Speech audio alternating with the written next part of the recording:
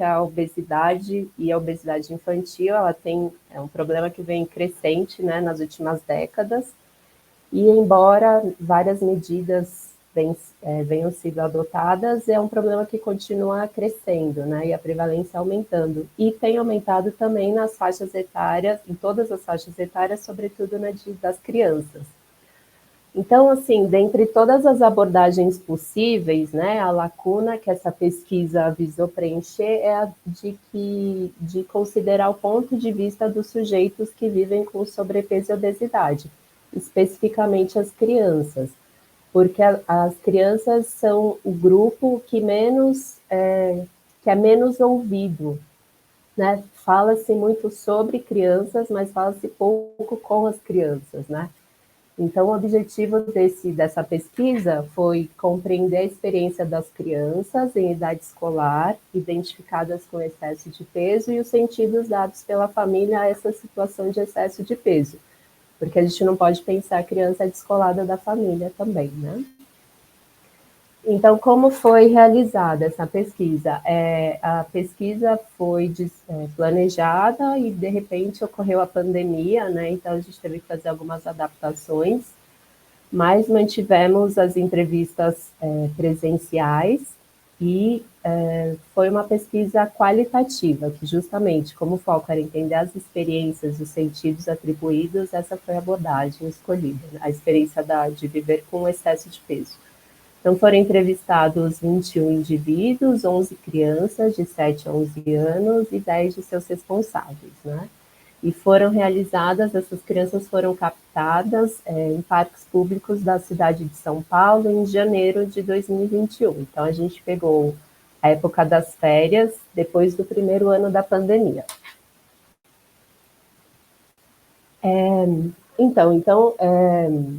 Nós abordávamos as famílias, né, e perguntávamos, oferecemos um panfleto explicativo e a gente perguntava se a criança já tinha vivido ou já tinha sido identificada com excesso de peso.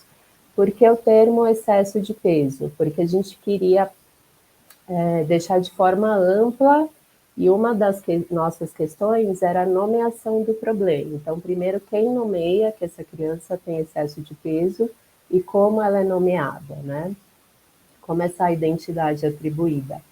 Então, o que a gente pôde...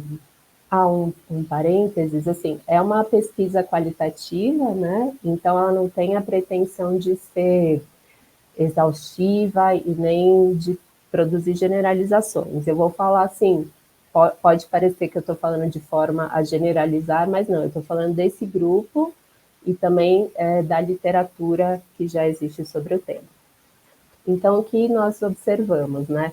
Que a identificação do excesso de peso é feita geralmente pelo pediatra na consulta de rotina. Algumas mães só que elas mesmas identificaram em discordância com o pediatra, elas entendiam que a criança tinha excesso de peso e o pediatra dizia que não. E haviam comentários, por exemplo, assim, a criança sempre foi grande, a família toda é grande, mas em geral essa identificação de que existe um problema, né, que existe um sobrepeso, um excesso de peso, foi feita pelo pediatra. A partir daí, as famílias elas dão explicações para as causas desse excesso de peso, né?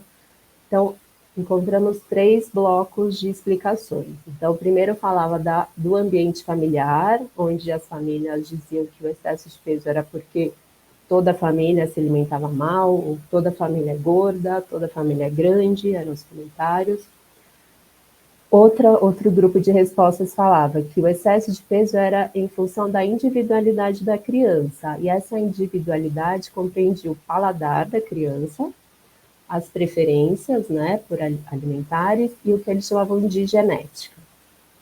Então, o paladar, os pais diziam, ela nasceu com paladar para açúcar, ou não tem paladar para verduras e legumes.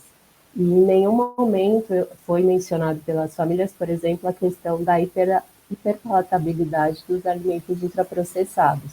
Então, eram características, o gosto para certas coisas, mais para açúcar, menos para produtos in natura, era entendido como uma característica da individualidade da criança.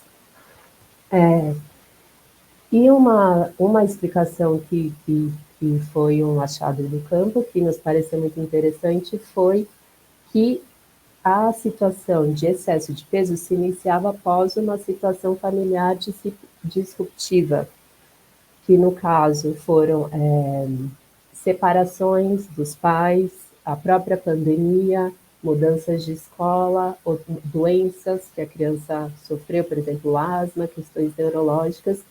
Então a família entendia que o excesso de peso estava ligado a essa situação, que essa situação levava a criança a um estresse que a fazia subir de peso. Então, isso também foi muito interessante encontrar entre as explicações sobre as causas do excesso de peso, né? Então, após a identificação, após essa explicação, as famílias adotam medidas, né, para atacar a questão. Então, variava entre as famílias que viam a situação como uma oportunidade de mudar os hábitos da criança, da família toda, e essas eram as famílias com maior renda e escolaridade, e a gente encontrou também as famílias que já estavam com aquela situação de já tentei de tudo. Então, por exemplo, tinha a situação de uma mãe que tinha passado, ela já tinha feito uma série de tentativas e já havia tentado colocar em exercício físico, mudar a dieta e nada resolvia. Então, ela era uma mãe que já tinha tentado de tudo, assim, então ela já estava cansada dessa situação, né? E uma coisa que a gente notou é que as soluções sempre eram negociadas com as crianças. Nós percebemos que as crianças, elas têm muita autonomia e dizem muito sobre suas preferências na questão alimentar dentro das famílias, né? E as reações das crianças eram variadas, essas modificações. Algumas aceitavam, outras reagiam mal, né, quando tentavam mudar, mas sempre o que a gente observa é que as soluções sempre eram negociadas.